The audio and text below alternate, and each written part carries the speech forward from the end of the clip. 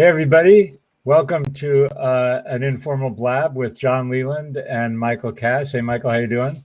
Good, John. How are you? Very good. Very excited to be here today with you, actually. You and I have been talking about Donald Trump, mythology, media mania, manipulation, and the urgent need for media literacy. I think this whole Trump phenomenon is really, really not just kind of mind-blowing, but also seriously important to understand. And the conversations that you and I have been so stimulating that, just to be completely transparent here about what we're doing, we are talking about writing a book. And this video is going to cover basically 6 chapters of content that we feel is important in telling the story about the story who is Donald Trump. And why is this happening, and what can we really do about it in terms of the future of our democracy and our beloved country? Is that a reasonable introduction? Anything you want to add or embellish there? Sure. I think that's good. I mean, I think what interests me about this is less about this election, because frankly, everything that can be said has already been said, right? For me, it's about like what is actually going on underneath the surface with Trump. I mean, countless column inches and videos have been put out there very, very quickly. And one of the things we'll talk about is, you know, the effect that the rapidity of the media cycle has had on this election and our psyche in general. But I'm really interested in what is happening within the larger myth of America, and how does Trump fit into that? Because the only way that I've been able to wrap my mind around what's happening without saying half of the country is stupid, which I just simply don't believe, is to actually look back, all the way back. We talk about what makes America great, because if he wants to make America great again, looking at the root of that myth, because that is a myth, the greatness of America and the American dream. And we can get into it further, but one of the things that I wrote about in the blog post that's going viral in a very minor way is this idea that the American dream is actually 2 narratives intertwined. One is what we conventionally think of as the American dream, Horatio Alger, pull yourself up by the bootstraps. And that dream rests upon this sort of shadow narrative and root system that's composed of a different narrative, which is one in which involves the essentially genocide of an entire culture. It involves the subjugation of one people or one culture by another. It involves dehumanizing people. And so one of the ways to understand what's going on with Trump is that shadow narrative coming up to the surface and people being really scared of that. And they feel like the American dream's being taken away. And so they'll glom onto anybody who says the right keywords, which is essentially what Trump does. Yeah, and so we're going to talk about the ways that he manipulates the media. I'm on the other side. I think there's still a lot to be said about this election, and people bring up, how do we stop him, and how do we prevent this from happening? And it is still a democracy, and I do think that we all can make a difference. Mm-hmm. I don't know. So I heard one estimate of $2 billion of free publicity that he's gotten because of the way that he's dominated the media. Right. And the way that people are acting against their own self-interest, working class people that just that glom on to the racist rhetoric, that glom on to all kinds of other stories that are implied by what you're talking about. Mm-hmm. So, let's jump right in, and I'll be the reader of the table of contents here in terms of these 6 chapters. But, for those of you watching, we really are going to have a very real structure here. And we're doing this in a formative statement. We're in a formative form, in a formative format, because we're going to transcribe this and then edit it, and hopefully very quickly bring to market an ebook version of this. And we would love your feedback, comments, participation. And of course, when we finish, we'll open up the comments to people who have joined us by video, so that it can become a lively chat, hopefully. So the first chapter, as we've got it outlined, is why is this important? Understanding Trump's rise or ascension, or the way that he's dominated the media the way he has, and why that's crucial to the health of our democracy.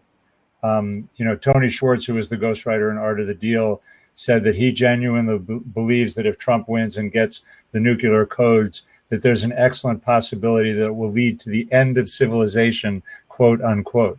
You know, I do agree that the man is seriously dangerous. You know, Schwartz knows him privately as well as anyone because of all the time he spent with him back in the 80s, and calls him a sociopath. You know, that's a very serious issue, and so it does bring the election to bear. But you know, so but I don't think I think why this is important is so much more about a bigger story that of what's happened to our country in terms of media and media consumption. And you know, we're going to talk a little bit later about the balance between rationality and emotionality. But you know, understanding these trends and understanding what is really going on here and how that affects us as a country, as a democracy, I think is really, really important. That perspective is largely missing, which is part of the reason that we're doing this. Yeah, I agree. And I also think that it's really easy to get not bogged down, but lost in the Byzantine maze of trying to psychoanalyze Trump. Like, I don't think it's useful. And the reason I don't think it's useful is because he doesn't exist as a coherent entity, right? And that's there's no there. Even though there's no there. And so you can talk about him. States. Yeah, you can talk about him as a sociopath and as a narcissist and put all these clinical rubrics on him. But at the end of the day, for the purpose of the election, he is whatever people want to project onto him. And he himself is a projection of this myth, right? That he paid Tony Schwartz to create for him to the tune of, I think, $250,000, which is not a bad paycheck. That was just half of the advance. Right, that was half of the advance, plus millions based on the sales. Both have made millions off the book. Yeah, so I think understanding the importance for me lies in understanding how he was able to, as someone who with zero substance, objectively speaking, it's actually impossible to nail him down on a policy because there's no there. How he has been able to climb the ranks so quickly is about this election, yeah, but also is about where we are as a country and what's going on, which speaks to what you were saying about the media, which is a huge part of that. Yeah, I mean, do you want to say anything else in terms of what you think is the bottom line that we, you know, what's the perspective that we don't have that we need? I think it's context. Understanding this will help us with. I think it's context. I think it's going back to frankly, the founding of the country and saying what actually is America. Actually, we're looking at a country that in its constitution has codified that through the 3/5 compromise that an entire subsection of the people who live here are literally worth less than another subsection of the people who live here. And the 3/5 compromise has been eliminated, but that's actually in the DNA of our country. And so this inequity, the wall that Trump talks about is a metaphor. All of this stuff is real. And I think what's starting to happen, partially because of Trump's rhetoric, is that there is a bright light being shone, sure, whatever. A bright light being pointed at those sort of root inequities. You're talking about racism. I'm talking about racism, and I'm talking about the fact that racism is baked in to the founding of the country. And so the American dream is essentially built on a foundation of racism and genocide. And that's just fact. You know, that's understanding that's impact is crucial to our future. And I'm also going to play the media card, so to speak, which is that I just don't think that there's enough media literacy or understanding of what has happened to our country because of television, and because of cable news, and because of reality TV shows and so forth, and what that is like. In fact, so moving on to chapter 2 is the drugs, as I call them, of reality TV and cable news, and how they have drowned out reason. Right. And you know, the irony here is that a lot of the cultural writing talks about the loss of heart at the expense of reason, because there's so much emphasis on science and emphasis on rationality. And here we come to, a Republican Party that's been denying evolution, and now has moved into a kind of emotionality without consideration for what is happening here. Mm-hmm. And the thing that I'm really passionate about that I think is not talked about enough is the drug of television, because I think that there's an inherent passivity I experience personally when I watch TV, and it's not like I'm preaching complete what's the right word, when alcohol was banned, what did they do when they banned alcohol? Prohibition. Yeah, prohibition. I'm not preaching the prohibition of television, but I am preaching awareness and consciousness of the fact that I experience personally, and I know that it's a widespread phenomenon, that when you sit in front of the tube, biologically, just like it's proven scientifically, that meditation changes your synapses and literally reorganizes your brain. Sitting in front of the tube for hours a day does reorganize your brain and changes you. And that there is a relationship between that and this reality TV star pseudo mogul, because he really is not as successful as he makes himself out to be, becoming this superstar and being able to leverage that celebrity and this myth, as you say, into a national candidacy that is a viable one, and God forbid could even win.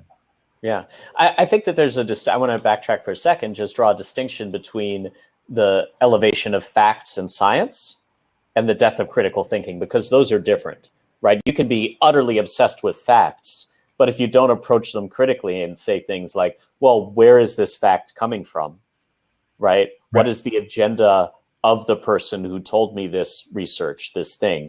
So these are two separate things. And so people hide behind this veneer of, well, a study said, and Trump is actually brilliant at this. He goes, well, yeah, somebody said this. Somebody smarter people than me have said, nobody said it. He made it up. But by giving it third-party validation, suddenly he's satisfied just even the lowest barrier that we could possibly set. He's like, well, I'm not saying it. I didn't say, one of his advisors said Hillary Clinton should be put in a firing line and shot, right? Well, Trump didn't say it. I'm not going to disagree. He just tweeted it. Yeah, exactly. Right. So there is that plausible deniability by hiding behind a smokescreen of third-party validation. That's really, and I think that television and reality TV and the 24-hour news cycle and the fact that we are being pumped full of information faster than we're able to process it definitely plays a role here. Yeah. Because people are put into that passive acceptance mode. And I think there's also another important historical fact is the death of the Fourth Estate.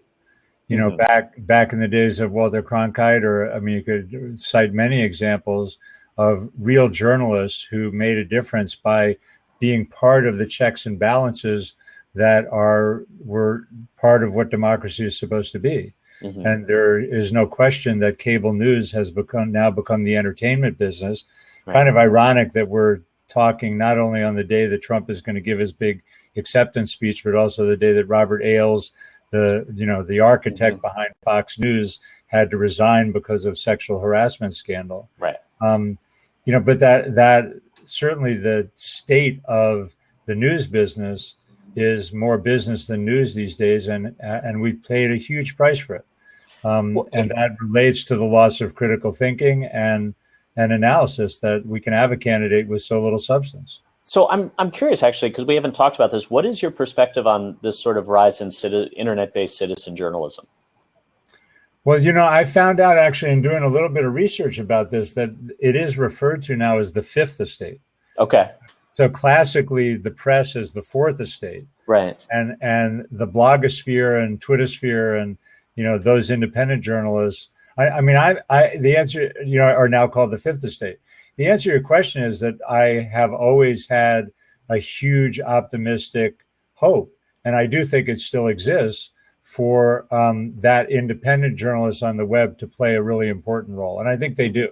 I mean, the fact that Melania Trump plagiarized Michelle Obama in her speech the other night, that was broken. A friend of mine, Kathleen Russell, pointed out, not by the lamestream media or the mainstream media, but by somebody on Twitter. They broke the story, and then everybody jumped on it. Well, the person who actually discovered it was a journalist who had been laid off. There you go. And he put it out there. You know, the other way that still doing good work, obviously. Right. Well, and that's the thing. And I remember when Paul Ryan called a recess during the Democratic filibuster around gun control, and shut off the cameras in the House, because that's what happens when he calls a recess. Somebody put it up on Periscope and Facebook Live and fed the feed to CNBC. So, you know, the attempts to essentially block the traditional media are being subverted, I think, to a certain extent by people with cell phones. The live streaming of not the mass killings, but of the police killings of shootings of African Americans, you know, has also been a game changer. Yeah. Now it's moving not only from mobile phone videos to live streaming, and the live streaming is, you know, as a video expert, is just getting started. So that, you know, all of that for the future is a game changer, and is really the antithesis of what we're talking about, of what's going on with Trump and cable news and the, you know, I don't want to say the death of the fourth estate, but you know, the decline of the fourth estate, and the fact that they're not doing the job that, you know, they should be doing, at least as I understand democracy. So there's the drug, there's the underscore that you're talking about. So reason is not playing the same kind of role. You know, it's not like we're having a debate about the issues, at least so far. And I think as we get into how does Hillary respond to Trump, that's our 6th chapter, you know, we're going to be talking about the different modes of that. But did I answer your question? I mean, I think that the fact that we've got alternate media really makes a big difference. So chapter 3 is really for you to lead off on, going beyond the mind, opening our eyes to the lenses of logos and mythos. Yeah, and this comes from a very old idea from ancient Greece, which is that in order to accurately or have a balanced and healthy portrait of the world, you need to play in both the worlds of logos, which is rational thought, data, polls, that kind of stuff, right? So it's all the logic of it. And mythos, which operates in the world of metaphor and myth and imagination and inspiration. And I feel like what we're seeing with Trump is somebody who exists entirely in the world of mythos. And it's always played a part in American politics, right? Bill Clinton, certainly almost a mythic figure in his campaign video, The Man from Hope, that was made by Davis Guggenheim, I believe, who won an Oscar.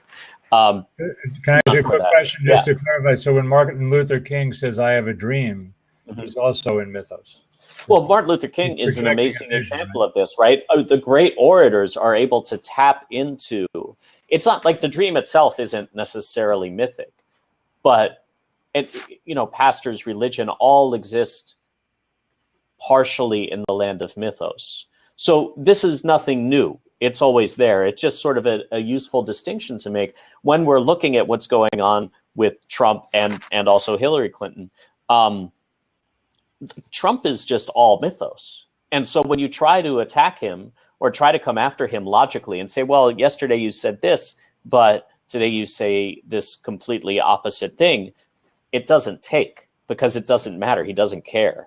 And the people who he's not operating in that ball game. No, he doesn't. It's not the playing field. It's not the game he's playing. And nor does he acknowledge that game is important. It doesn't matter. And so when you attack him there, he just doesn't. He's like, all right, you're a liar. It goes like water off a duck's back. Great. Yeah. I mean, he'll just sort of, well, he's a loser. She's a liar. She's an Indian, whatever. Right. When the myth is attacked, my favorite moment of the campaign was when Marco Rubio went into the land, just went after the myth and said, like, look, you got small hands, dude, or whatever he said. He flew off the handle. He lost his ever-loving shit. And the reason is because his masculinity, which is a cornerstone of his myth, his sort of self-created or Tony Schwartz assisted created myth, his virility was being impugned by an immigrant, no less. So he had to go to bat for that, right? You see Elizabeth Warren going after him. Well, even, I mean, we're talking about Tony Schwartz, and for those who don't know, I'm putting that New York Times URL in the chat, and if you're watching it on YouTube later, down in the comments, I'll have these URLs as well.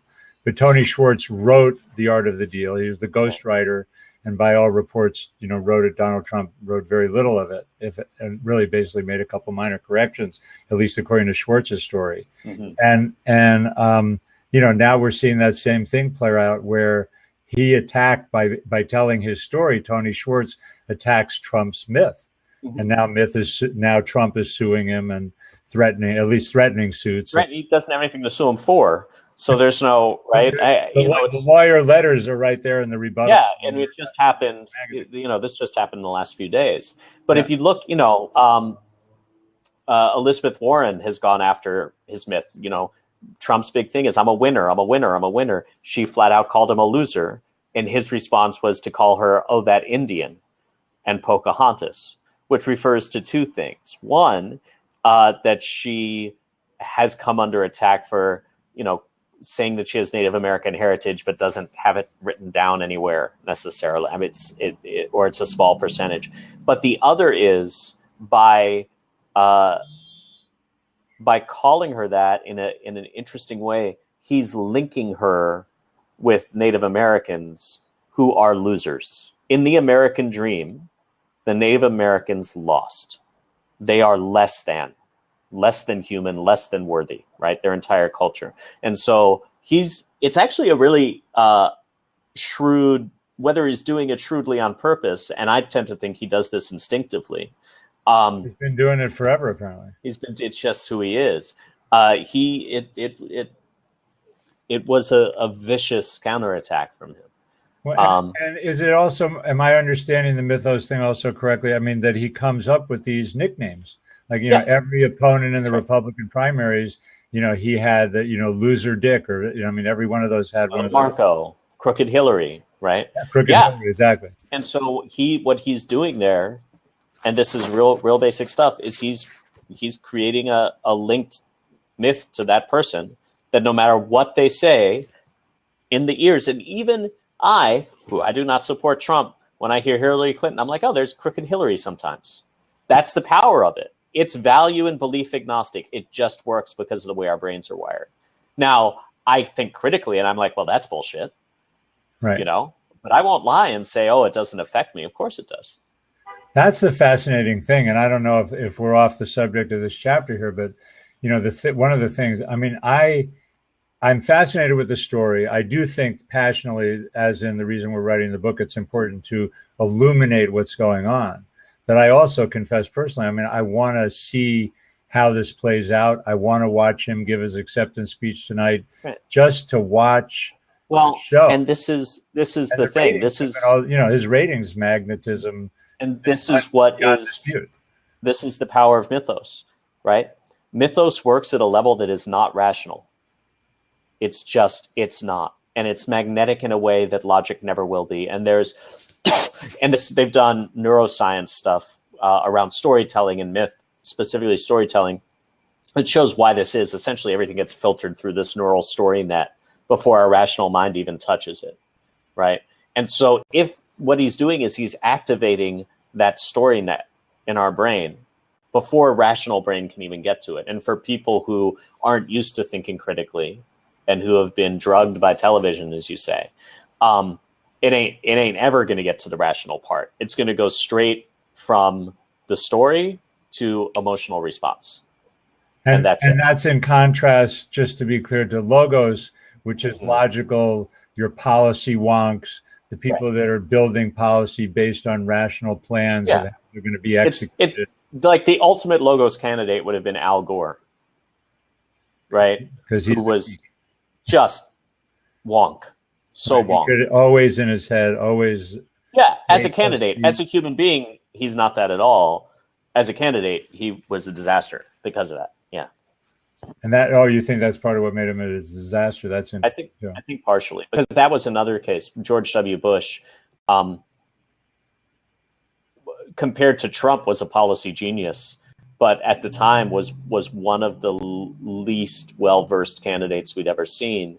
But mythically, he was part of a regal lineage, right? With his being the son is all logos, because you have to write out your brief and explain your logic. Yeah, exactly. So we didn't mention, but I'll just throw in here for the quote. This might even be at the beginning of this chapter. Is Timothy O'Brien, who's the author of Trump Nation, one of the Trump biographies, said that The Apprentice is myth making on steroids. Mm-hmm. And that whole show, which really actually was the last stepping stone for Trump into his candidacy, and the reality TV stardom, was, he was the master, and then these apprentices would come forth, and most of which got fired, of course. So chapter 4 is Trump Power, understanding how he uses metaphor to manipulate the emotions of his audience. Mm-hmm. And in Tony Schwartz, in The Art of the Deal, whether they're Tony Schwartz's words or Donald Trump's words, would be up for debate, I guess. I play to people's fantasies. This is a quote. I play to people's fantasies. People want to believe that something is the biggest and the greatest and the most spectacular. I call it truthful hyperbole. It's an innocent form of exaggeration, and it's a very effective form of promotion.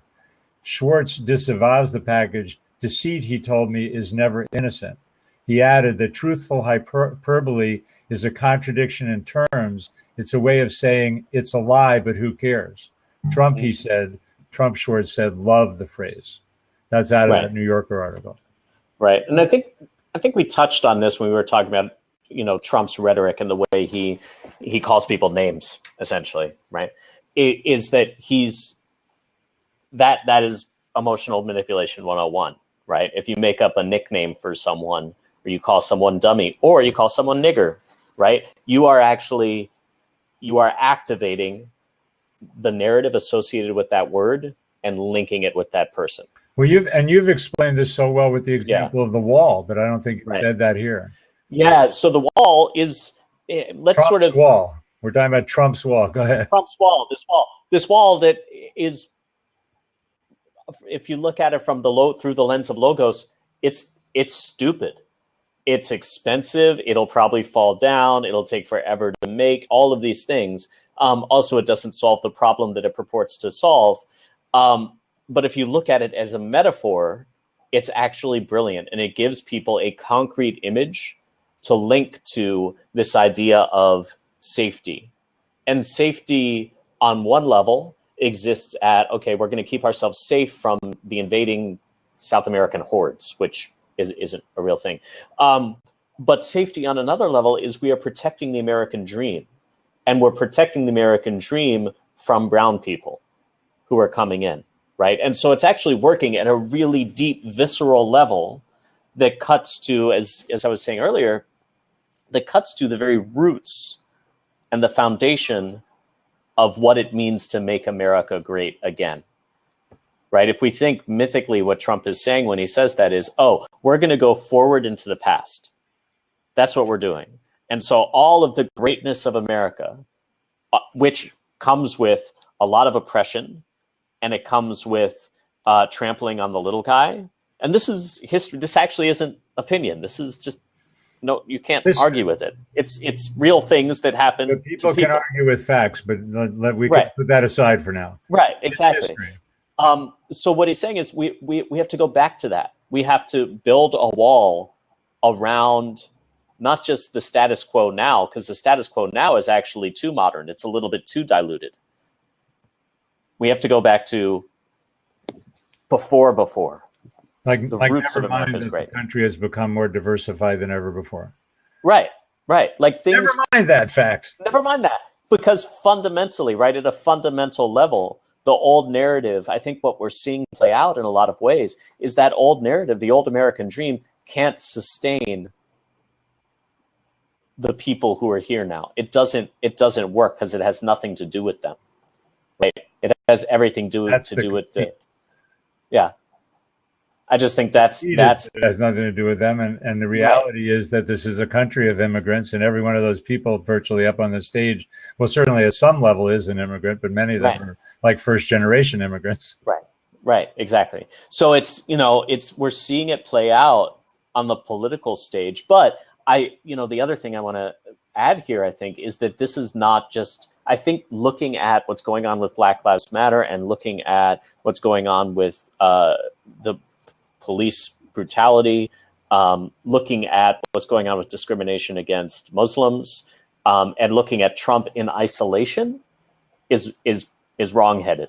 I think it's all part of everything coming to a boiling point in an effort, a sort of mythos-based effort to create a new narrative for this country, to in a way heal the soul of the country.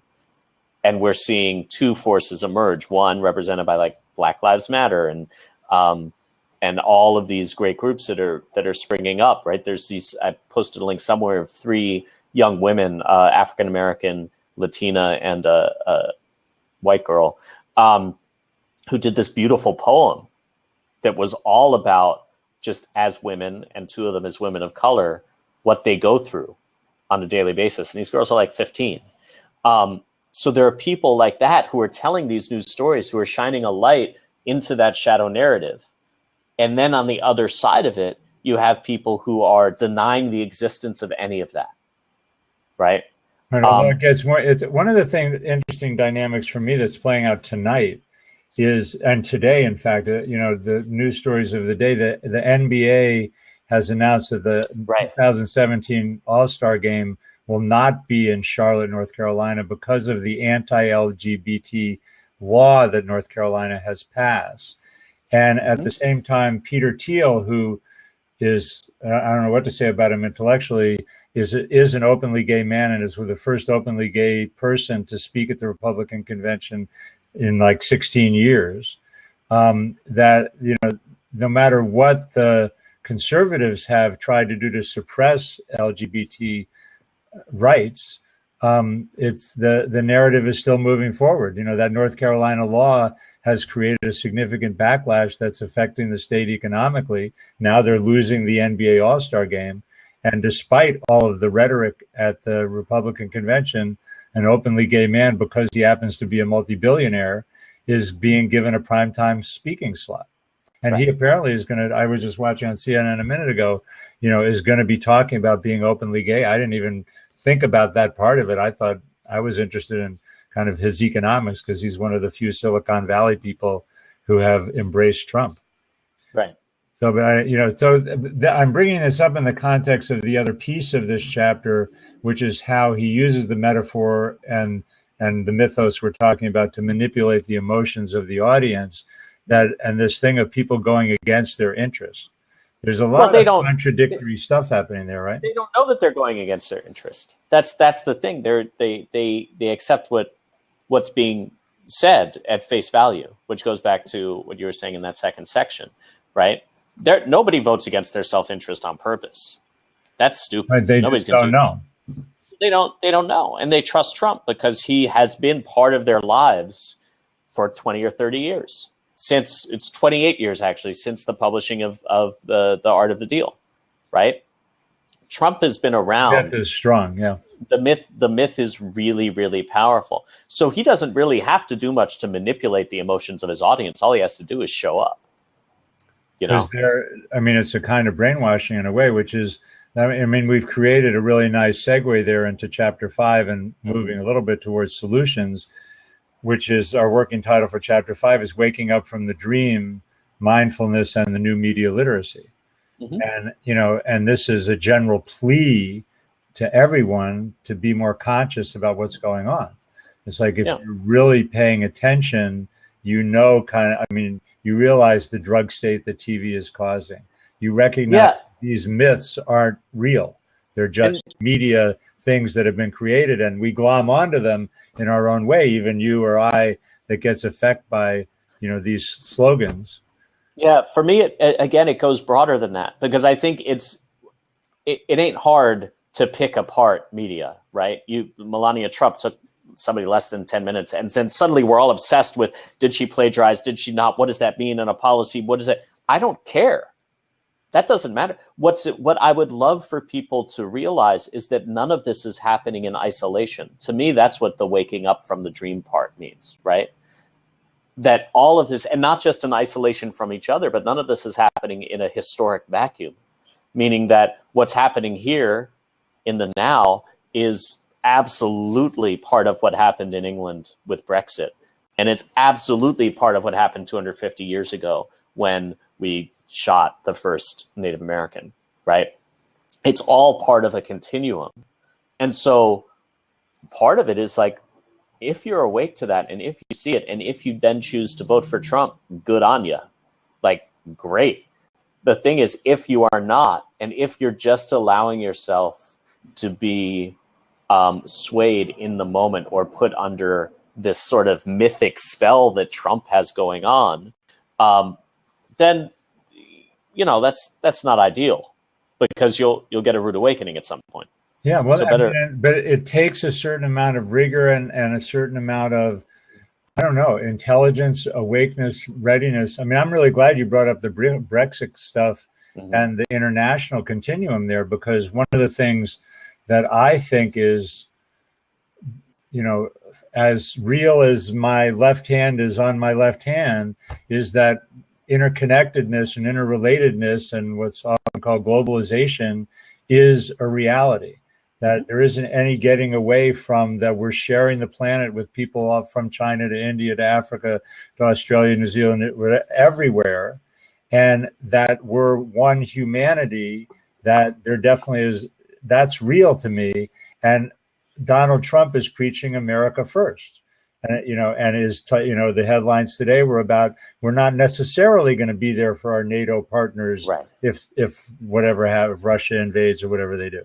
I mean, it's like how anyone can be awake to the reality of the world and how interconnected we truly are, and what a global community. And, you know, as Buckminster Fuller used to talk about, we're on an island together called the Blue Rock, the Blue Planet, whatever you want to call it. And then to suggest that America first is a viable policy is, well, it's the same policy that it's the same as the wall. That America first is a myth. Yeah, it doesn't exist. But it's real attractive to people who are scared and feel that the dream that they've been promised their whole life has been taken away from them, or is in danger of being taken away from them. It's real appealing. Terrorists are coming to get us. Yeah, all of them, all of the terrorists. You know, it's actually been encouraging. Let's turn ourselves into more of a villain. That sounds like a good strategy. Well, but there goes my logos again. Sorry.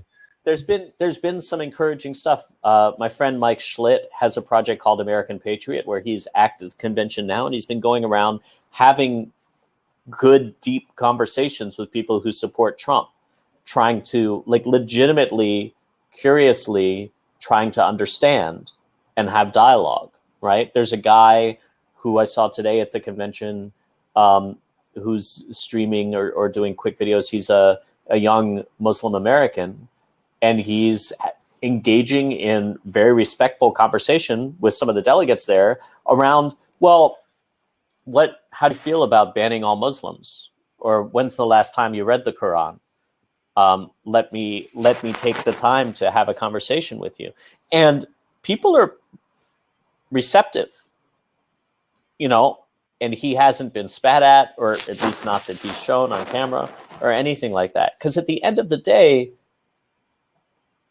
I'm very wary of doing to Trump supporters what Trump has done to everyone else, which is lumping them all together into a mass of amorphous and indistinguished bloodlust, because they're not.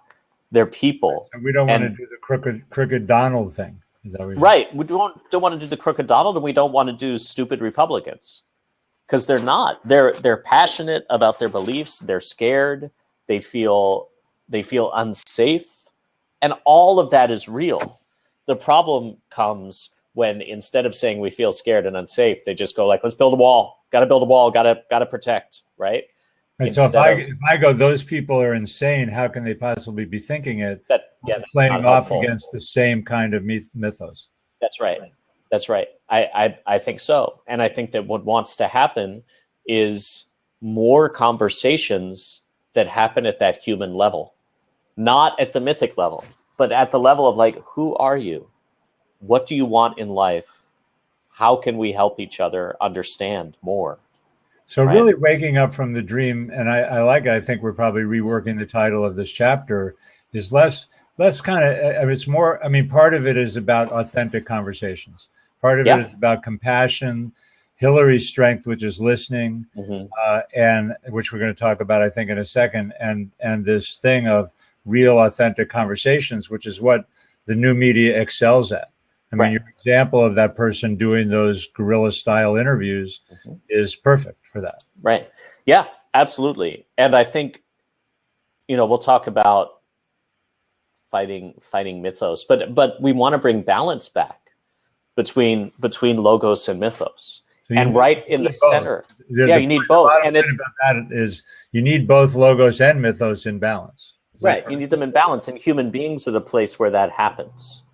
Right? We're the only ones, as far as we know, who can hold both, right? Who can exercise imagination and go to the data place and the rational thought and the science. And that's a huge thing. And so when Donald Trump is like up here in myth world, he's totally ungrounded. But it doesn't matter because people are so starved for this. They're so starved for somebody to come in, a mythic figure, like he would in Greek tragedy be a Greek tragic hero, right? For him to come in and legitimize what they've been feeling and been feeling ashamed of feeling because it's not the way the world is going, gives them a tremendous amount of comfort and power. So let's move to the final solution, chapter 6. Final solution. That's a good. Yeah, I didn't mean to say final solution. Right. The final chapter, which relates to solutions. Yeah. Strike that. Which the working title is "Fighting Fire with Fire," or as I came up with the phrase, "You can't play chess with golf clubs." Yeah. And you're speaking to that now. The example that I pulled out was, this wonderful TV spot that was part of the Bernie campaign with Eric Gardner's daughter, which I'll put the link. Actually, I can put the link in the chat here, and it'll be in the YouTube comments as well for people's reference. But it was called "It's Not Over," and she evoked the civil rights movement, but the story was edited and told in a way that it was really about her personally. It wasn't about Bernie the candidate. It was about a new form of storytelling, which of course is your expertise, and me as a media producer as well, that humanized what it was about. And gave it a new level that I think was both, maybe it was that balance of the logos and the mythos, because she was talking about the dream of freedom and of African-American equality and so forth, but doing it in a way that was really quite emotional and authentic. Is that the kind of, I don't know if fighting fire with fire is right, because I think rather than going myth against myth, we're really saying we need to be a nice balance and represent an alternative awareness that isn't all logical, but isn't all mythological either. There's another element to introduce here, which is, and it's something I wrote a little bit about yesterday. Hillary Clinton is a terrible speaker. She's horrible. She knows she's horrible. She's a terrible storyteller. She knows she's horrible, but she is a phenomenal listener, right? And so there's two ways that I've responded and heard people responding to, her versus Bernie, who is a more mythical figure, who can get people fired up. Like very few people could get people fired up against all odds because he's a weirdo. But in myth, there's no accidents, right? So everything that seems like a setback can actually be an opportunity.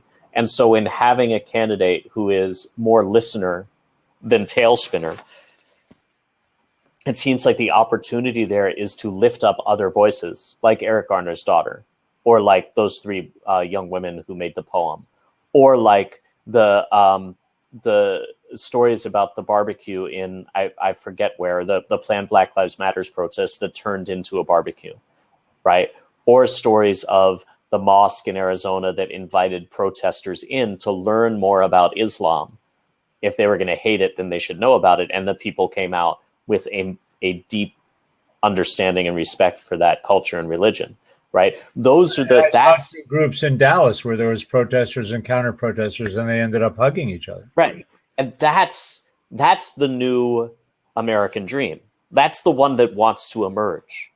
And so, on one level, vote, attack the myth of Trump, organize for Hillary, because, if Trump gets into office, this all goes horribly wrong. And also, this is bigger than this election. And this is something that Bernie Sanders spoke to, and that his campaign is actually continuing to organize around, is that this is not, change isn't going to happen due to a single heroic effort, right? This is not a Joseph Campbell hero's journey thing where Barack Obama or Bill Clinton or some larger than life figure is going to sail in, or even Franklin Roosevelt. No larger than life figure is going to come in and save the day. The world has gotten too connected. It's too complicated for that. We're sort of moving into this place where the new mythos is actively co-created by all of the people with voices to share. And now, thanks to the internet, could we call it the new alternate mythos? Because we have the one new mythos is the Trump mythos. Well, no, the Trump mythos is a return to an old one. It's protecting an old, outdated American myth. I see. Even though it's newly arisen or it's newly predominant in the media. Yeah, there's nothing new. There's nothing new there. Right. It's pre-segregation. That's right. It's back to segregation. Yeah. It's pre-civil rights movement. It's old. It's old, and that's why it's so hard to root out. And that's why it's logos. I mean, you're talking about. I love that those individual stories can be so powerful, but clearly Hillary has the logos thing, and she is. That's part of. I respect her for her qualifications. Absolutely. There's nobody with more experience that's been there, been in the White House, been in the State Department, knows what's going on, knows how to act, knows how to manage at a very cerebral level. But is that like irrelevant? No, absolutely not, because that's the other half of her superpower, right? Is listening and then translating what she listens, what she groks, science fiction geek, into policy. She's able to assimilate what she hears, process it, and turn it into something that Here's what we're going to do about that. Yeah, exactly. From everything I've read, and like matters of ethics or like whatever, that's for other people. But what I'm interested in is, great, we have the opportunity to have a candidate who actually does listen, by all accounts, and people on both sides of the aisle say that. So great, let's do that. What about, so I don't know. So have we covered this in terms of fighting fire with fire? We're not going to play chess with golf clubs. We're not going to try and attack Donald Trump in his game. We're not going to try and play it his way. Well, here's my fear about the Clinton campaign. And I think, I can't tell from the emails I'm getting. I think the convention next week will be an interesting judge of this. My fear is that she's going to try to run a traditional campaign, which won't work. Won't work against Trump. He'll wipe the floor with her. If she comes after him with policy, logical differences, substance. If she comes after him with logos, with substance, he'll wipe the floor with her. He just will. That's playing chess with golf clubs. That's right. If she allows, I think this would be amazing, because nobody's ever really done it. But if she plays to her unique strengths, which is this listening piece, it doesn't look like any campaign we've ever seen before. It looks like something new. And it looks like something that actually belongs to people. It looks a lot like that Bernie Sanders ad, right? where most of it, like, he doesn't say anything. Most of it's a few quotes from him, but most of it's just her story. At the very end, there's very little Sanders in it. Yeah.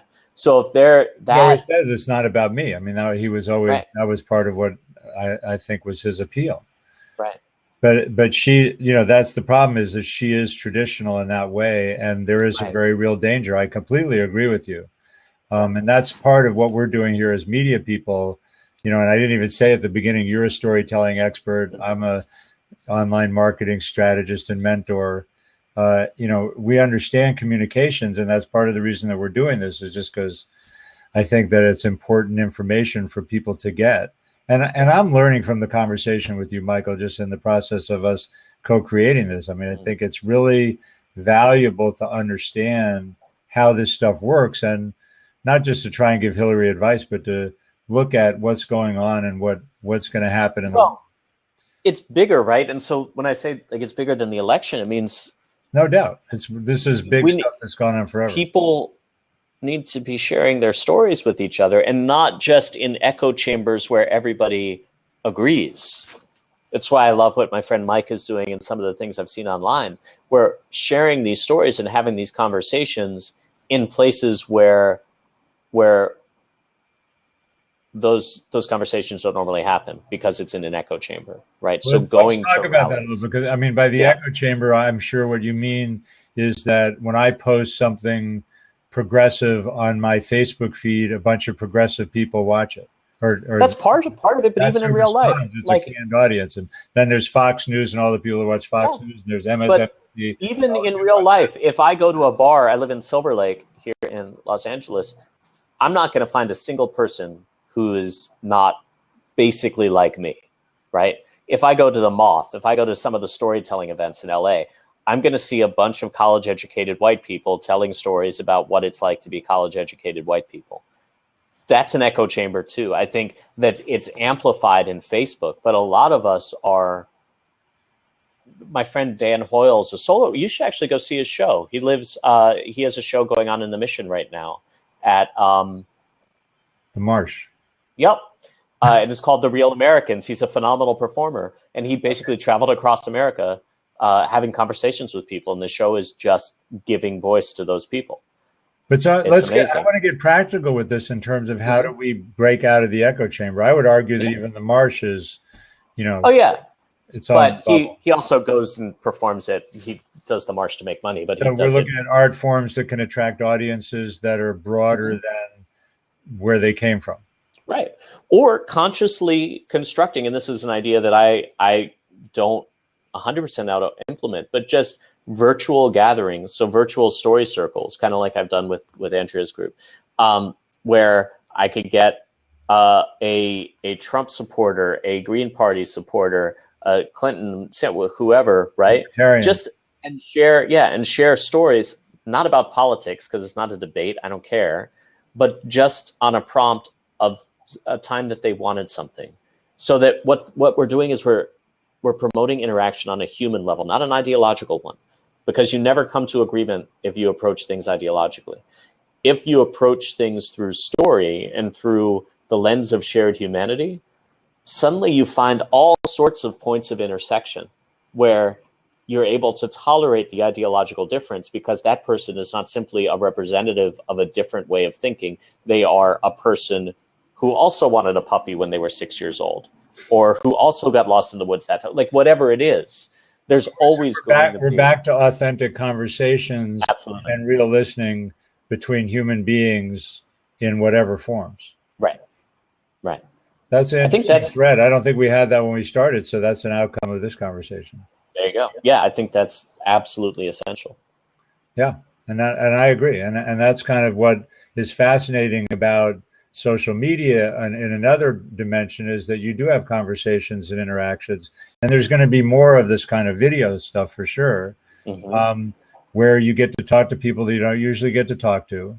I mean, you and I are talking like friends would talk, and we are friends, and we do talk, and that's what this rose out of.